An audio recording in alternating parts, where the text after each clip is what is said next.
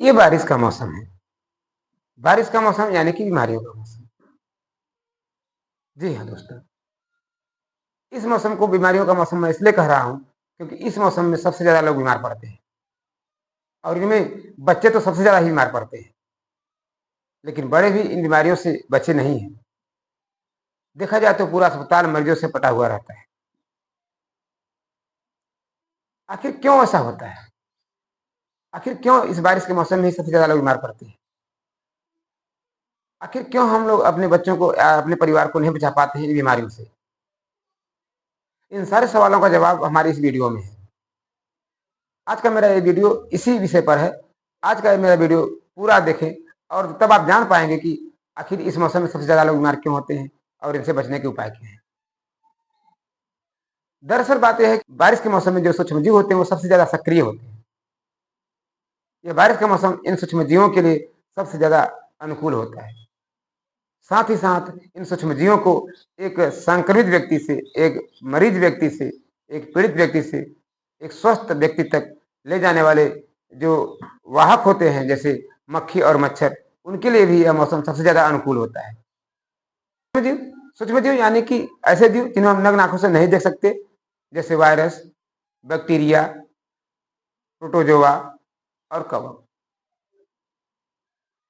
यही वो सूक्ष्म जीव हैं जिनसे आजकल की सारी बीमारियां होती हैं। जैसे आजकल की जो जितनी बीमारियां हैं, मलेरिया, टाइफाइड, डेंगू, डायरिया, हैजा, चेचक, फोड़ा फुंसी, खसरा, ऐसे बहुत सारी बीमारियां हैं जो कि इस मौसम में बहुत ज्यादा फैल रही हैं। इन सारी बीमारियों का कारण यही सूक्ष्म जीव होते हैं और यही मच्छर और यही मक्खी होते हैं। सूक्ष्म जीव, ये सूक्ष्म जीव आखिर पाए कहाँ जाते हैं? ये सूक्ष्म जीव हमको बीमार कैसे करते हैं? ये सूक्ष्म जीव हमारे शरीर में जाते कैसे हैं? दरअसल ये सूक्ष्म जीव हमारे शरीर में हवा के माध्यम से, जल के माध्यम से, मृदा से, मृदा यानी मिट्टी से, भोजन से या चूहों के द्वारा, मक्खियों के द्वारा या मच्छरों के द्वारा एक व्यक्ति से दूसरे व्यक्ति में या इन के माध्यम से जाते हैं। इसीलिए इन बीमारियों को हम लोग संचारी रोग भी कहते हैं। संचारी रोग इसलिए कहते हैं क्योंकि एक व्यक्ति से दूसरे व्यक्ति में फैल जाता है। अगर ये व्यक्ति बीमार है तो उसके साथ अगर सावधानी न बरती जाए तो दूसरा व्यक्ति भी बीमार हो जाता है और देखते देखते पूरा परिवार इसकी चपेट में आ जाता है। इसलिए इसको संचारी रोग भी कहते हैं, क्योंकि छुआछूत का भी रोग इसमें कुछ होता है, इसलिए उन्हें संक्रामक रोग भी कहा जाता है। तो इन सारी बीमारियों से हम कैसे बच सकते हैं? आखिर ये सारी बीमारियां होती क्या, पहले हमें जान, बीमारियों के बारे में जानेंगे तभी जान पाएंगे कि आखिर होती कैसे। आजकल बारिश के मौसम में जो सबसे ज्यादा प्रचलित बीमारी है वो बीमारी है टाइफाइड। टाइफाइड एक ऐसी बीमारी है जो कि साल्मोनेला टाइफी नामक बैक्टीरिया से होता है और यह बीमारी दूषित जल पीने के कारण होता है। इसलिए बारिश के मौसम में जब भी पानी पिए तो ध्यान से इस बात के लिए आश्वस्त हो जाएं कि जो हम पानी पी रहे हैं वो स्वच्छ पानी है, दूषित जल नहीं है। हमेशा नल का पानी ही पीजिए, कुएं के पानी को पीने से बचे, क्योंकि बारिश के मौसम में कुएं का पानी सबसे ज्यादा दूषित होता है। और संभव हो तो पानी को उबाल करके पिए। मलेरिया, मलेरिया एक ऐसी बीमारी है जो कि प्लाज्मोडियम वाइवेक्स नामक प्रोटोजोआ के से होता है और यह बीमारी मादा एनाफिलीज मच्छर काटने से फैलता है। इसलिए अपने आसपास मच्छरों को न पनपने दें। मच्छरों के पनपने वाली जो जगह होती है वो गंदा पानी होता है, तो इसलिए आप अपने आसपास कहीं पानी जमा ना होने दें। अगर कहीं आसपास पानी जमा है उसे निकालना संभव नहीं है तो उस पानी के ऊपर तेल डाल दें। तेल डालने से जल का जो पृष्ठ तनाव है वो घट जाता है और मच्छरों के अंडे, मक्खियों के अंडे डूब जाते हैं और नए मच्छर और मक्खी नहीं पनपने पाते हैं। डेंगू, डेंगू बीमारी जो होती है वायरस से होता है और यह भी मच्छर काटने से ही होता है। मच्छर काटने यानी कि जो डेंगू का मच्छर होता है उसका नाम है एडिज एजिप्टी। एडिज इजिप्टी मच्छर, इसी के काटने से डेंगू फैलता है। मलेरिया का मच्छर और डेंगू का मच्छर दोनों अलग अलग होते हैं। मलेरिया का मच्छर वह गंदे पानी में पनपता है जबकि डेंगू का मच्छर साफ पानी में पनपता है। मलेरिया का मच्छर रात में काटता है जबकि डेंगू का मच्छर दिन में काटता है। मलेरिया का मच्छर मुंह में काटता है, मुंह पर काटता है, मतलब ऊपर काटता है, क्योंकि काफी ऊपर तक उड़ सकता है, लेकिन डेंगू का मच्छर यह पैर में काटता है, क्योंकि यह काफी ऊंचाई तक नहीं उड़ पाता है, घुटने के नीचे ही काटता है। तो डेंगू और मलेरिया से बचने के लिए जरूरी है कि आप मच्छरों से सावधान रहें, मच्छरों से बचे रहें। मच्छरों से बचने का उपाय करें।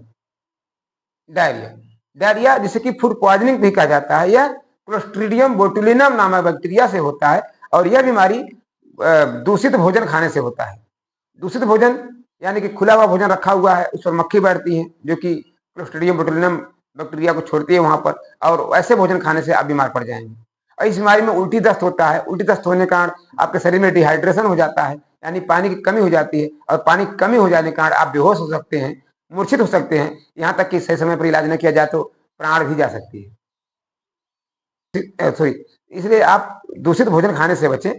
कहीं भी कोशिश तो ये करें कि बाजार की चीजों को आजकल ना खाएं, क्योंकि बाजार की चीजों को में आजकल दूषित ही होते हैं ज्यादातर बारिश के मौसम में, क्योंकि खुला हुआ रहता है। और घर में भी जो भी खाने पीने की चीजें हैं उसको ढक करके रखें, ढकी हुई चीजें ही खाएं।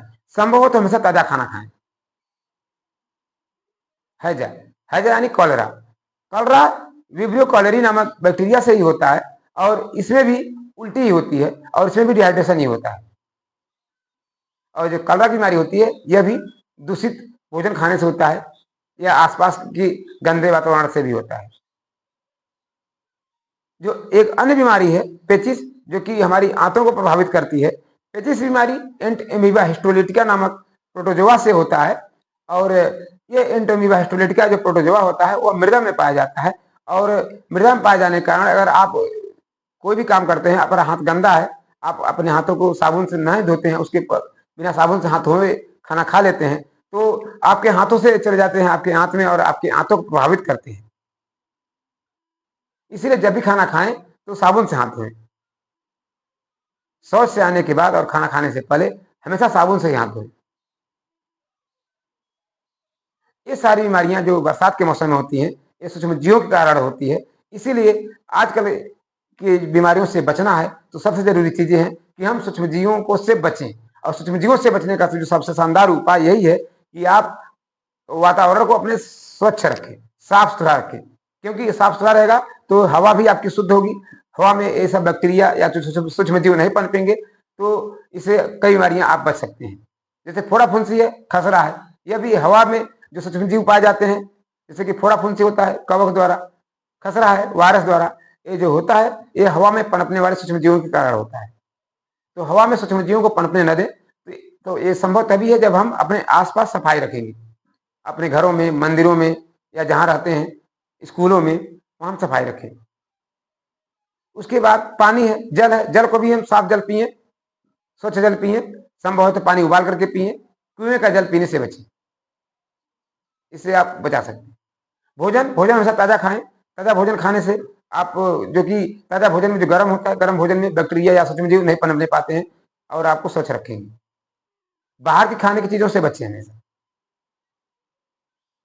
और मच्छरों मक्खियों से बचने के लिए सबसे ज्यादा जरूरी ये है कि जैसे कि मैंने आपको बताया कि अपने आसपास सफाई रखें, और साथ ही साथ कहीं पर भी अपने आसपास पानी न जमा होना दें, और भोजन को ढक करके ही रखें। यहाँ तक कि खाने पीने की चीजों को ही ढक करके रखें, भोजन हो चाहे पानी हो, इसे ढक करके रखें। हो सकता है पानी अगर पीना ही है तो ताजा नल से निकाल कर तुरंत पानी पी जाएं। रखा हुआ पानी पीने के से बचें।